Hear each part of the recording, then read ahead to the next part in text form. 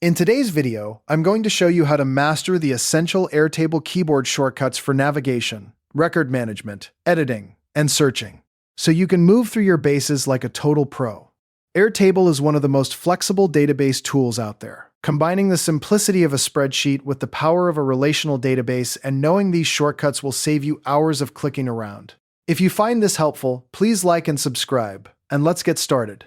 Let's begin right where you spend most of your time, navigating the interface. The first shortcut you absolutely need to memorize is Control+J on Windows or Command+J on a Mac. This opens the table switcher, and it's a game changer. Instead of scrolling through a long list of tabs at the top of your screen, you just hit those keys, type a few letters of the table name, say Orders or Inventory, and press Enter. You jump there instantly. This is especially powerful when you're working in a base with dozens of tables, and you need to move fast without losing your train of thought. Next up is Control+K, or Command+K, which opens the base switcher.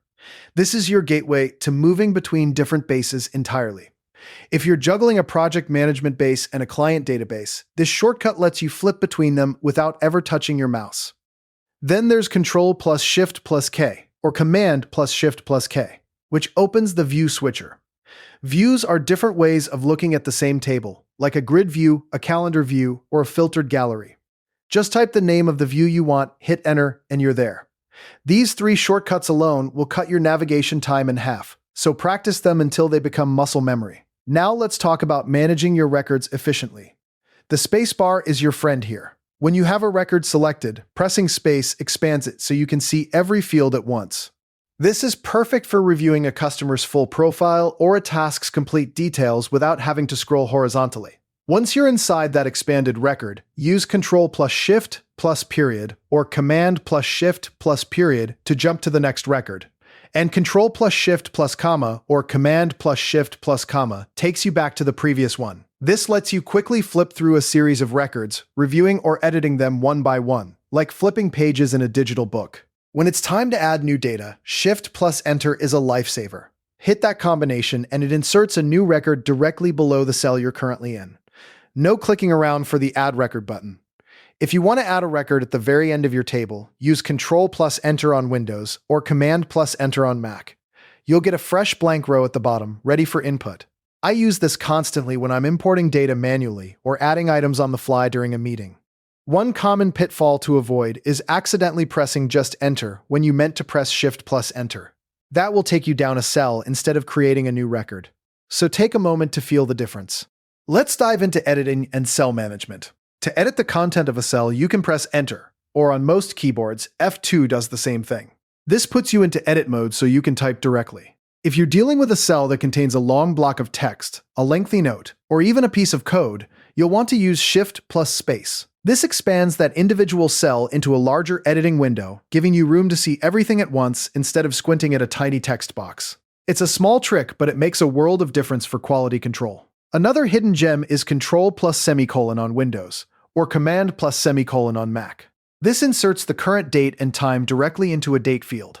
No typing, no picking from a calendar, just a clean timestamp in an instant. This is fantastic for logging when an order was placed or when you last updated a task.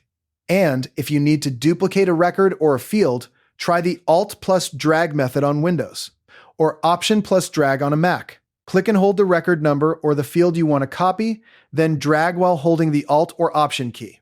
You'll see a little plus sign appear, and when you release, you'll have an exact duplicate. This saves you from recreating complex entries from scratch. Finally, let's cover searching and filtering. Control+F or Command+F opens the Find bar. Type any word or number, and Airtable will highlight every instance of it in the current table. It's your basic search, but it's incredibly fast. If you need to narrow down your data more precisely, Control+Shift+F on Windows or Command+Shift+F on Mac opens the Filter menu. Here you can set conditions like Status is complete or Date is after today. This is how you focus on exactly what matters without being distracted by everything else. And if you need to reorder your records, use Control+Shift+S or Command+Shift+S to open the Sort menu. You can sort by a field alphabetically, numerically, or by date, in ascending or descending order. Combining filters and sorts is the secret to turning a messy table into a clean, actionable dashboard. So to recap, you've just learned the core keyboard shortcuts that will transform how you interact with Airtable. From jumping between tables and bases, to expanding records and duplicating fields, to searching and filtering your data, these are the tools that professionals use every day to stay fast and accurate. The beauty of these shortcuts is that once you start using them, they become second nature. My advice is to pick just 2 or 3 from this list. Practice them for a couple of days, then add a few more. Before you know it, you'll be navigating Airtable without even thinking about it. If you found any value in today's video, hitting that like button is a small gesture that makes a huge difference in helping others find our content. We're always looking to grow, so please drop a note in the comments, whether it's a specific part you enjoyed or a suggestion on how we can level up our production. We read every single one, and your feedback directly shapes what we build next. Thanks for watching, and I'll see you in the next tutorial.